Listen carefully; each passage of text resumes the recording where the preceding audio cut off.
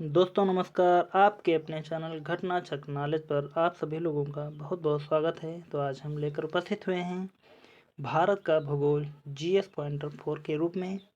और इस क्लास में हम जीएस से संबंधित या भारत के भूगोल से संबंधित बहुत सारे प्रश्न करेंगे और विद मैप करेंगे ताकि हम प्रश्नों को बहुत ही आसानी से समझ सकें। तो जैसा कि आपके सामने हम इमेज भी लगाई हुई हैं, आप यहाँ पर देख सकते हैं कि इमेज के माध्यम से भी हम बहुत सारे प्रश्नों को करेंगे और साथ साथ समझते भी चलेंगे। और आने वाले एग्ज़ाम के लिए यह बहुत ही महत्वपूर्ण है। जैसा कि आज हम 5 से 7 टॉपिक पर चर्चा करेंगे। तो यह क्लास लगभग 1 घंटे के आसपास होने वाली है। तो प्लीज़ वीडियो को स्किप ना करें और आने वाली एग्ज़ाम जैसे कि यूपी पुलिस और उसके बाद में या कोई भी एग्ज़ाम आता है तो सभी एग्ज़ाम के लिए यह महत्वपूर्ण है। खासकर यह पुलिस कांस्टेबल के लिए तो बहुत ही महत्वपूर्ण है। यह रिवीजन के तौर पर आप इस क्लास को ले सकते हैं। तो शुरुआत करते हैं पहले प्रश्न से।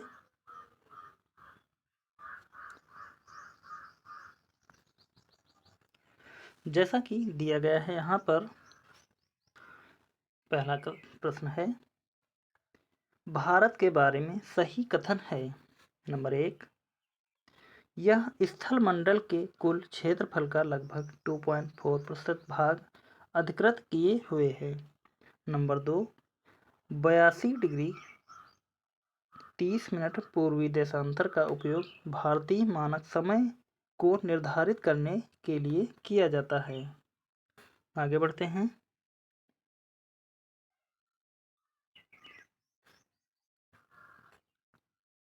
अगला पॉइंट हमारा है, भारतवर्ष आकार क्षेत्रफल यानी कि आकार या क्षेत्रफल में विश्व का 7वां सबसे बड़ा देश है।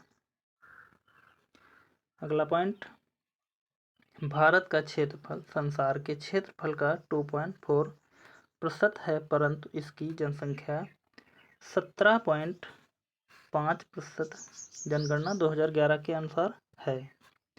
अगला पॉइंट हमारा है, भारतवर्ष में गांवों की संख्या है लगभग 6,40,930 2011 जनगणना के अनुसार। अगले पॉइंट को देखते हैं।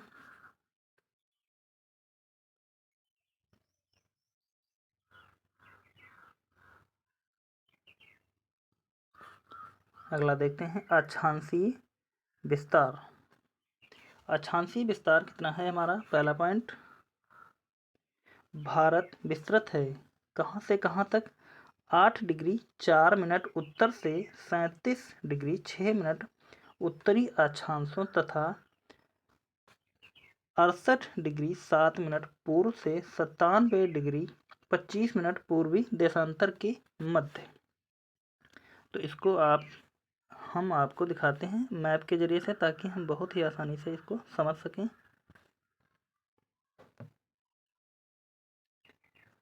और यहाँ पर आप देख सकते हैं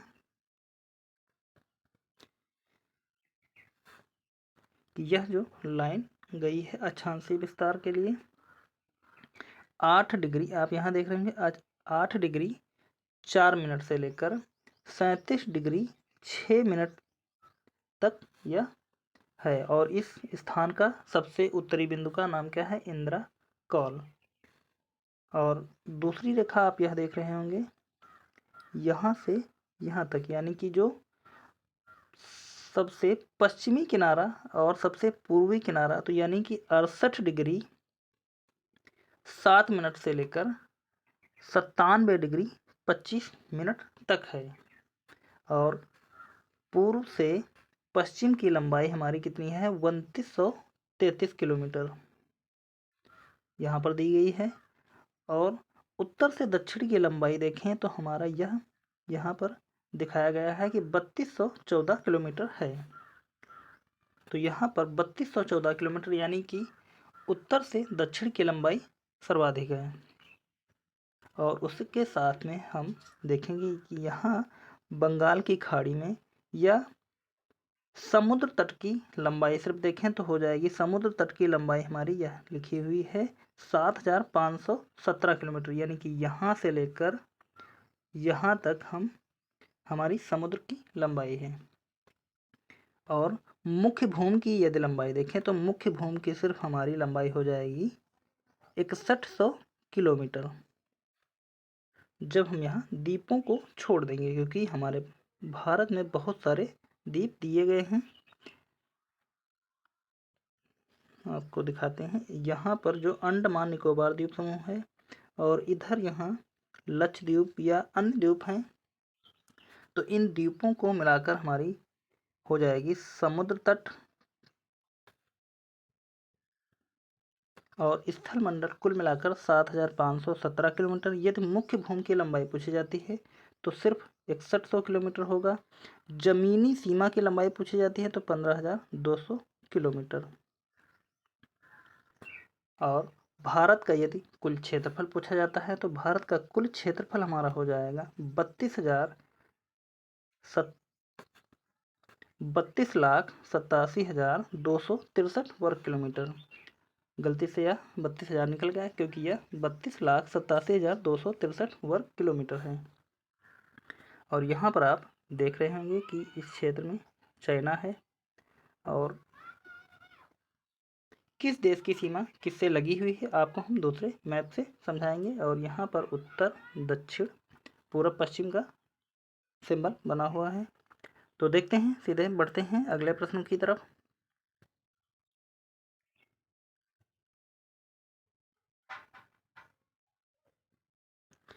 हम जहाँ थे वहीं से स्टार्ट करते हैं।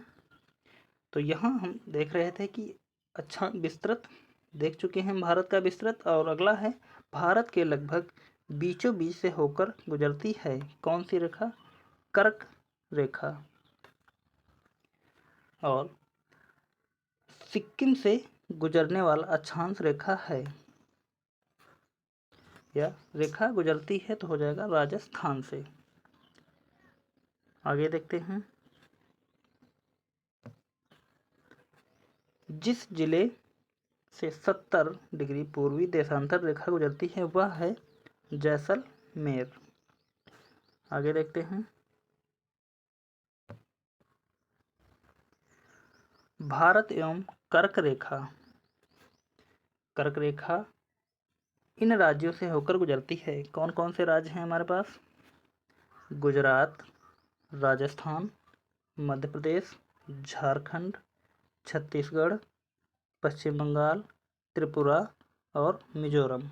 भारत में कर्क रेखा गुजरती है कितने राज्यों से? 8 राज्यों से। और आपको हम यहाँ पर मैप के माध्यम से भी दिखा देते हैं। तो यहाँ पर आप देख सकते हैं, इसको हम मिटाते हैं एक बार, और आप यहाँ से कर्क रेखा देख सकते हैं कि ये यहाँ से कर्क रेखा भारत से गुजरती है और यह 8 राज्यों से होकर गुजर रही है। नाम आपको दिखा दिए हैं। अब हम फिर से चलते हैं वही क्वेश्चन की तरफ। अगला पॉइंट देखते हैं, अगरतला, गांधीनगर, जबलपुर एवं उज्जैन में से कर्क रेखा से निकटतम दूरी पर स्थित है कौन सा? गांधीनगर, यानी कि गुजरात का गांधीनगर। इनमें से अगरतला और गांधीनगर, जबलपुर एवं उज्जैन में से कर्क रेखा से निकटतम है, यानी कि सबसे करीब कौन पड़ता है? तो यहाँ गांधीनगर है। आगे बढ़ते हैं,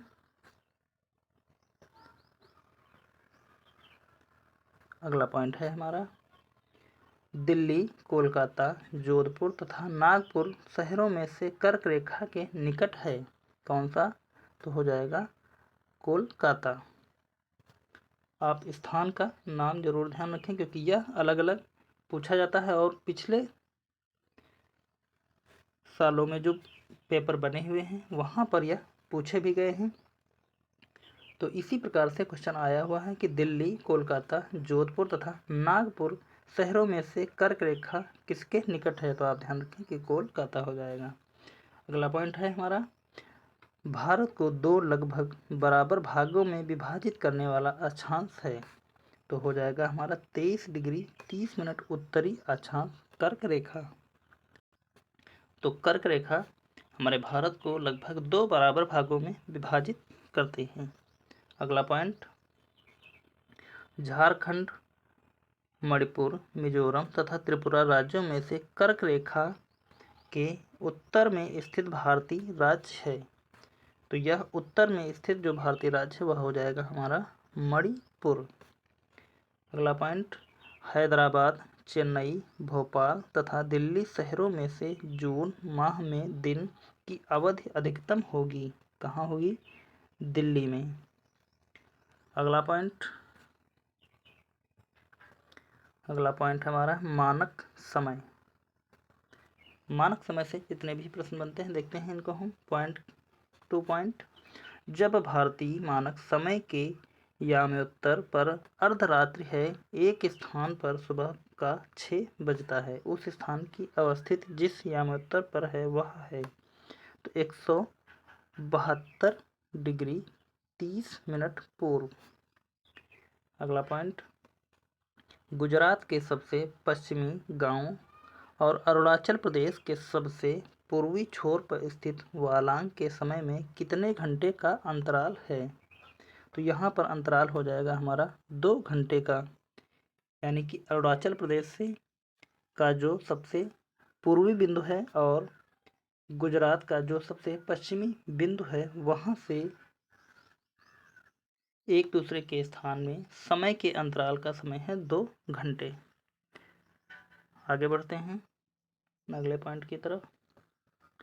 अगला पॉइंट है हमारा, सत्य कथन है औरंगाबाद का अक्षांश वडोदरा व पुणे के अक्षांशों के बीच है, चेन्नई की तुलना में बेंगलुरु की अवस्थित अधिक दक्षिणावर्ती है। अगला पॉइंट, रीवा, सागर, उज्जैन तथा होशंगाबाद शहरों में से भारतीय मानक समय IST यानी कि देशांतर के निकटतम शहर है? तो हो जाएगा हमारा रीवा।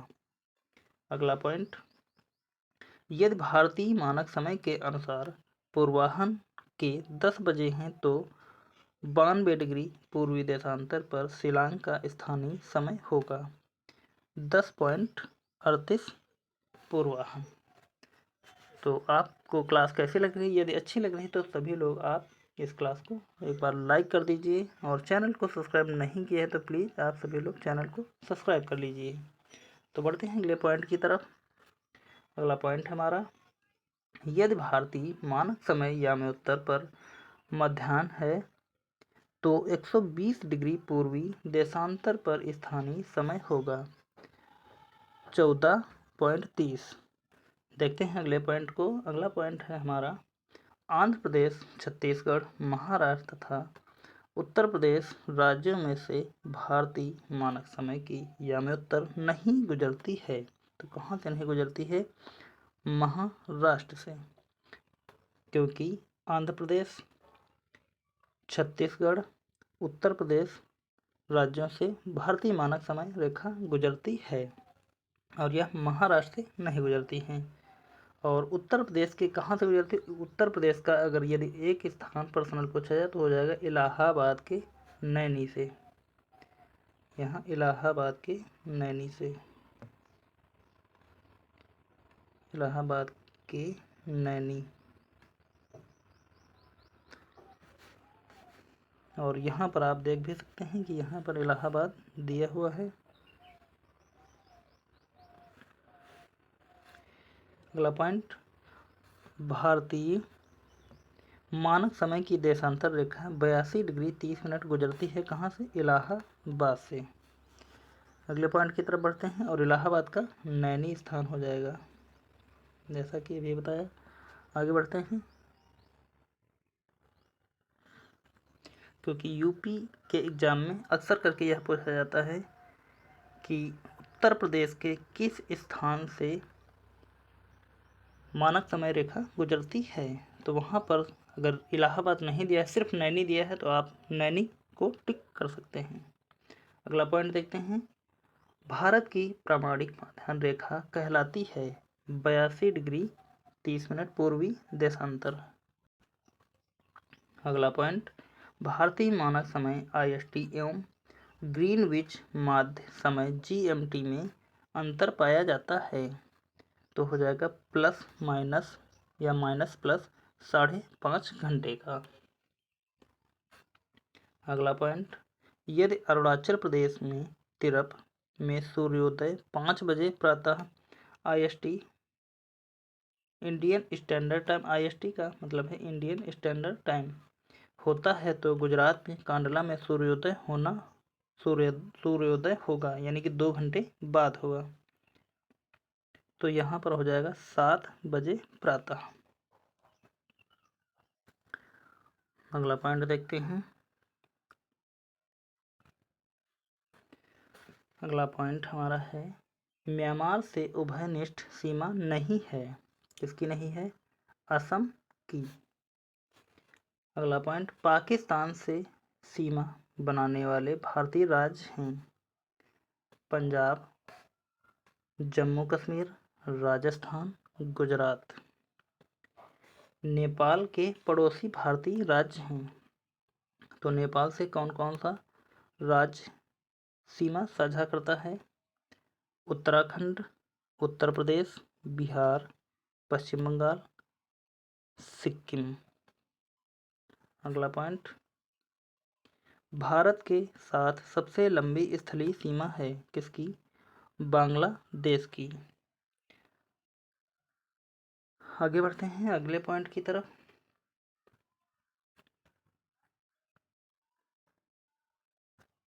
दिया गया है, भारत के साथ सबसे लंबी स्थलीय सीमा बांग्लादेश की।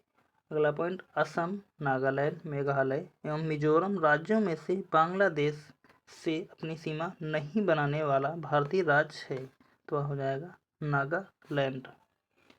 अगला पॉइंट, भारत तथा पाकिस्तान के बीच सीमा निर्धारित की गई थी, तो हो जाएगा रेड क्लिफ के द्वारा। अगला पॉइंट, डूरंड लाइन भारत की सीमा निर्धारित करती है अफगानिस्तान से। अगला पॉइंट है हमारा, भारत तथा पाकिस्तान के मध्य सीमा रेखा एक उदाहरण है, तो हो जाएगा परवर्ती सीमा का। अगले पॉइंट की तरफ देखते हैं। अगला पॉइंट है, भारत और चीन की उत्तर पूर्वी सीमा का सीमांकन करने वाली रेखा है, तो हो जाएगा मैकमोहन रेखा। भारत श्रीलंका से अलग होता है, तो पाक जलडमरू मध्य द्वारा। अगला पॉइंट, नेपाल भूटान एवं चीन की सीमाओं से मिलने वाला भारतीय राज्य है, तो हो जाएगा सिक्किम। अगला पॉइंट है हमारा, तीन तरफ से अंतर्राष्ट्रीय सीमाओं से घिरा भारतीय राज्य है, तो त्रिपुरा हो जाएगा, जिसको बांग्लादेश ने तीन तरफ से घेर रखा है। और अब हम देखते हैं इन सभी पॉइंट को एक बार चित्र के माध्यम से।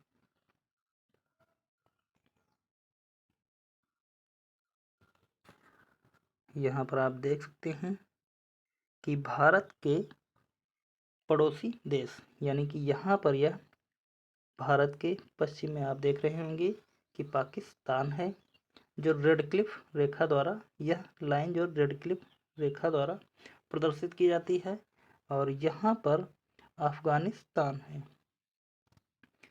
अफगानिस्तान सिर्फ 106 किलोमीटर सीमा साझा करता है।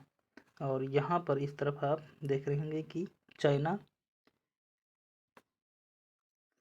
3488 किलोमीटर सीमा साझा करता है भारत से, और नेपाल 1751 किलोमीटर भारत से सीमा साझा करता है, और भूटान यहाँ पर 699 किलोमीटर सीमा साझा करता है। और इस तरफ आप देख रहे हैं कि म्यांमार भारत से 1643 किलोमीटर सीमा साझा करता है। और इस मैप में आप यहाँ पर देख रहे होंगे कि बांग्लादेश की सीमा 4096 किलोमीटर, यानी कि सबसे अधिक सीमा साझा करता है। और कोस्टल लाइन एरिया, यह आप कोस्टल लाइन एरिया देख रहे होंगे, यानी कि समुद्री तट 7516 किलोमीटर है। और सर्वाधिक अगर देखें तो यहाँ पर बांग्लादेश की है, और कम देखें उसके बाद में तो उसके बाद में हो जाएगा चीन, और उसके बाद में 3323 किलोमीटर पाकिस्तान की है। और चाइना मैकमोहन रेखा से अपनी सीमा साझा करता है, जिसको मैकमोहन रेखा के नाम से जानते हैं।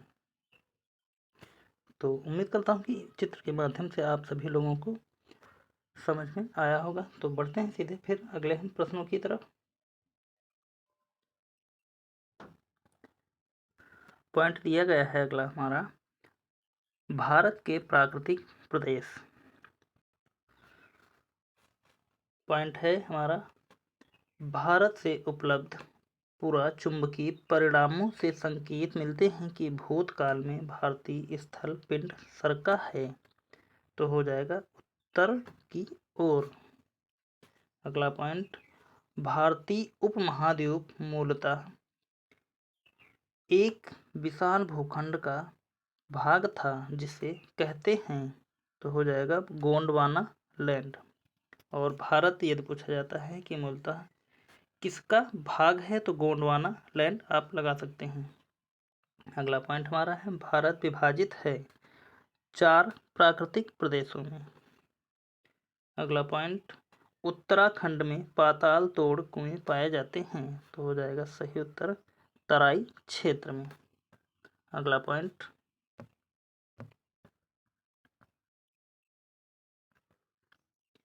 यदि हिमालय पर्वत श्रेणियां नहीं होती तो भारत पर सर्वाधिक संभाव्य भौगोलिक प्रभाव है। किसका है? देश के अधिकांश भाग में साइबेरिया से आने वाली शीत लहरों का अनुभव होता। सिंधु गंगा मैदान इतनी सुविस्तृत जलोढ़ मृदा से वंचित होता। मानसून का प्रतिरूप वर्तमान प्रतिरूप से भिन्न होता। यह सारे पॉइंट कब होते हैं? जब हमारा हिमालय पर्वत श्रेणियां नहीं होती। यदि हिमालय पर्वत श्रेणियां नहीं होती तो भारत पर सर्वाधिक संभाव्य भौगोलिक प्रभाव ऐसा होता। आगे बढ़ते हैं अगले पॉइंट की तरफ। अगला पॉइंट है हमारा, भारत में भू आकारों की रचना के संबंध में सही है। कौन सा? संरचनात्मक दृष्टि से मेघालय पठार दक्कन पठार का ही विस्तारित भाग है। कश्मीर घाटी की रचना एक समभिन्नति में हुई है। गंगा मैदान की रचना एक अग्रगर्त में हुई। अगला पॉइंट, भारत के पश्चिमी समुद्र तट का निर्माण हुआ है। कहाँ कब हुआ है? भूमि के उत्थान एवं निर्गमन के कारण। अगला पॉइंट देखते हैं, सही सुमेलन है। दक्कन ट्रैप तो हो जाएगा क्रिटेशियस आदि नूतन काल में। पश्चिमी घाट उत्तर नूतन काल में। अरावली प्री कैम्ब्रियन काल में। नर्मदा ताप्ती जलोढ़ निक्षेप अत्यंत नूतन काल में। आगे देखते हैं,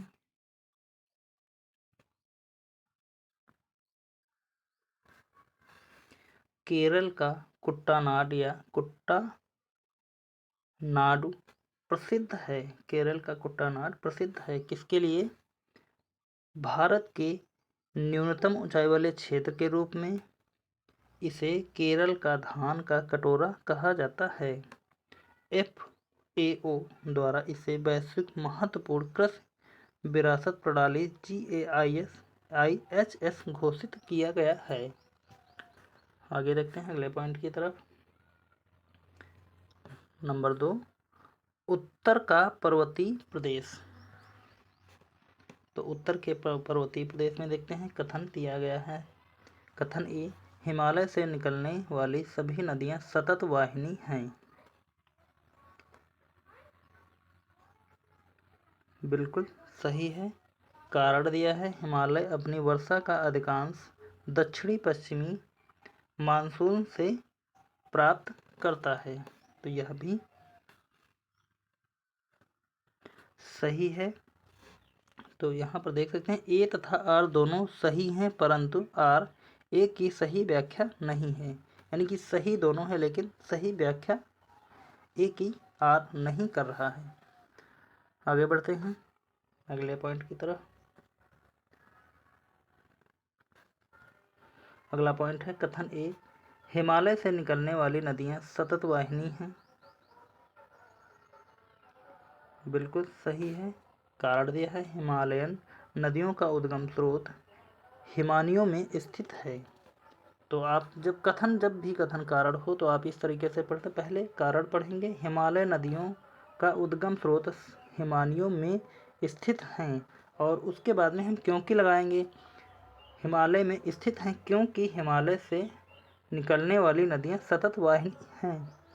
तो इस प्रकार अगर ये सही है तो क्योंकि हमारा बिल्कुल सटीक रूप से बैठ जाएगा। तो उस प्रकार ए और आर दोनों सही हैं। आर ए की सही व्याख्या करता है या पुष्टि करता है।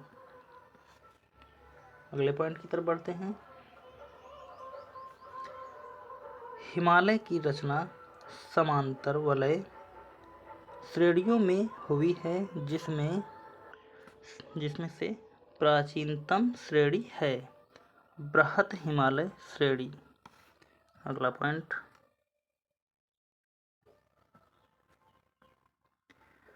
उत्तर भारत में उपमहाद्वीप के सहारे फैले समतल मैदान को कहा जाता है, तो हो जाएगा भाबर। अगला पॉइंट देखते हैं, हिमालय का पर्वतपदीय प्रदेश है, तो हो जाएगा शिवालिक। अगला पॉइंट, शिवालिक पहाड़ियाँ हिस्सा हैं, किसका हिस्सा हैं, हिमालय का। अगला पॉइंट, शिवालिक श्रेणी का निर्माण हुआ, तो हो जाएगा सेनोजोइक या प्लायोसीन युग में। अगला पॉइंट देखते हैं,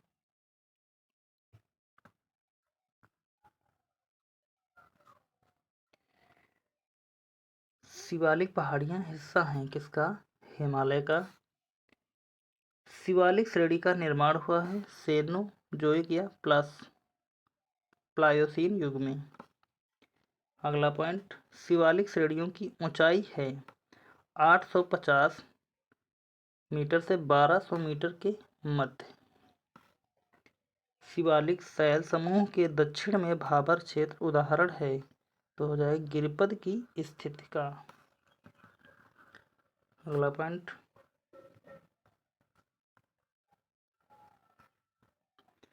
है हमारा उत्तराखंड, उत्तर प्रदेश, सिक्किम एवं हिमाचल प्रदेश में से हिमालय पर्वत श्रेणियां हिस्सा नहीं हैं, किसका, उत्तर प्रदेश का, क्योंकि यह कोई भी हिमालय की श्रेणी उत्तर प्रदेश में हिस्सा नहीं रहती है। अगला पॉइंट, हिमालय के तरुण वलित पर्वत यानी कि नवीन मोड़दार पर्वत के साक्ष्य कहे जा सकते हैं, किसके, गहरे खड्ड यानी कि यू घुमाव वाले नदी मार्ग समानांतर पर्वत श्रेणी भूस्खलन के लिए उत्तरदायी तीव्र ढाल प्रवणता। अगला पॉइंट,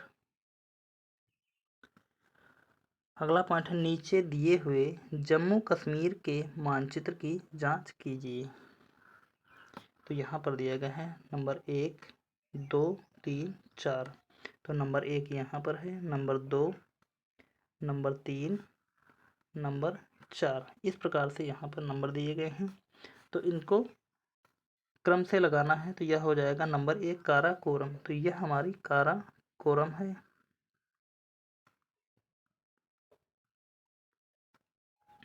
लद्दाख श्रेणी, यह हो जाएगी लद्दाख।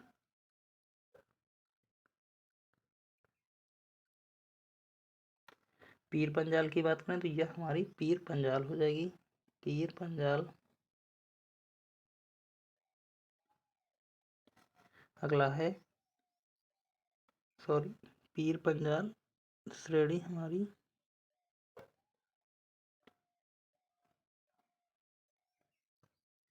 यह हमारी पीर पंजाल श्रेणी होगी। और जास्कर श्रेणी हमारी यह हो जाएगी नंबर 3 की। तो इस प्रकार यहाँ पर पूछा गया है क्रम। तो जब भी पेपर में आए सबसे ऊपर हमारा होगा काराकोरम श्रेणी, यहाँ पर यह देख रहे होंगे। नंबर 2 पर आएगा हमारा लद्दाख श्रेणी, यह स्थित है। और जास्कर श्रेणी की बात कीजिए तो जास्कर श्रेणी यह हमारी इस स्थान पर है, यहाँ से यहाँ तक। और पीर पंजाल श्रेणी यह हो जाएगी। आगे बढ़ते हैं। अगला पॉइंट है हमारा लघु हिमालय स्थित है कहाँ पर? शिवालिक और महान हिमालय के मध्य में। अगला पॉइंट पश्चिमी भाग में हिमालय की श्रेणियों का दक्षिण से उत्तर की ओर सही क्रम है, यानी कि शिवालिक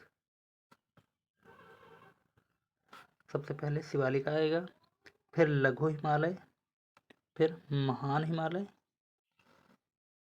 इस प्रकार से यह क्रम होगा, यानी कि उत्तर से दक्षिण की तरफ। यानी कि इस तरह आप भारत का नक्शा बना सकते हैं।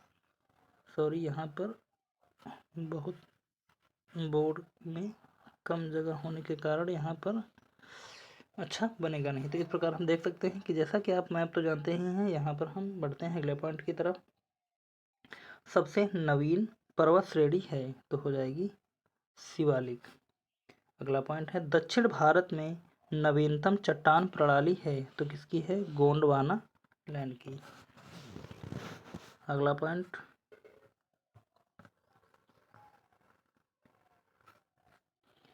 पॉइंट है उच्चावच आकृतियों का दक्षिण से उत्तर की ओर बढ़ते हुए सही क्रम है कौन?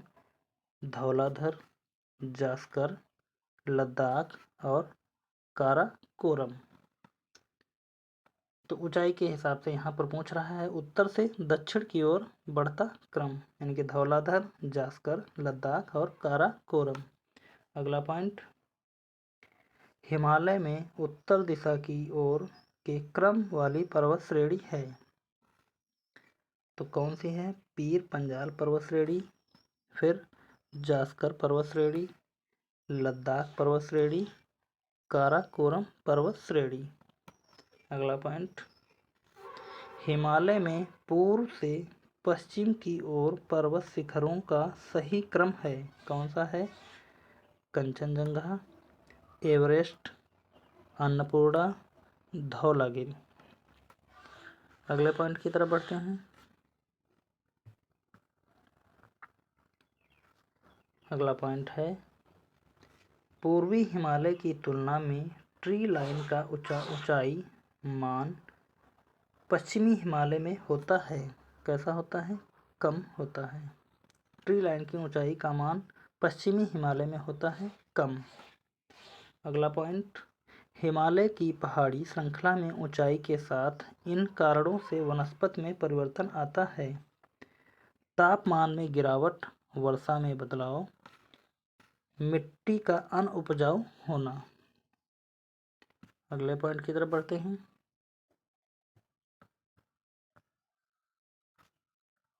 अगला पॉइंट है उत्पत्ति की दृष्टि से नवीनतम पर्वत श्रेणी है कौन सी? पटकाई श्रेणियां, यानी कि हिमालय।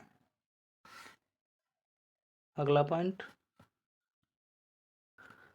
पॉइंट है नागालैंड, त्रिपुरा, मणिपुर एवं मिजोरम राज्यों में से पटकाई पहाड़ियों से संलग्न नहीं है कौन? त्रिपुरा।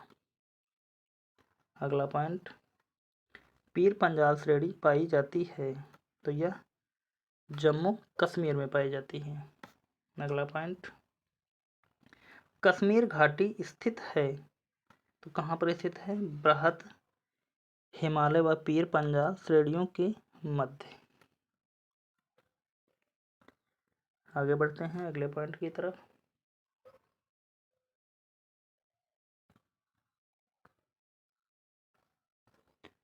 अगला पॉइंट है अक्साई चीन का भाग है। कौन सा? लद्दाख का पठार। पश्चिमी हिमालय संसाधन प्रदेश के प्रमुख संसाधन हैं। कौन से हैं? वन। अगला पॉइंट ग्रेट हिमालयन की ऊंचाई है 8,850 मीटर, यानी कि SSL यानी कि 8,848 मीटर, क्योंकि यह बढ़ी हुई है अब, तो इस प्रकार 8,850 मीटर ऑप्शन में मिलेगा। यदि नहीं मिलता है तो आप 8,848 मीटर लगा सकते हैं। अगला पॉइंट हिमालय का पर्यायवाची है। हिमालय पर्यायवाची है मध्य हिमालय का।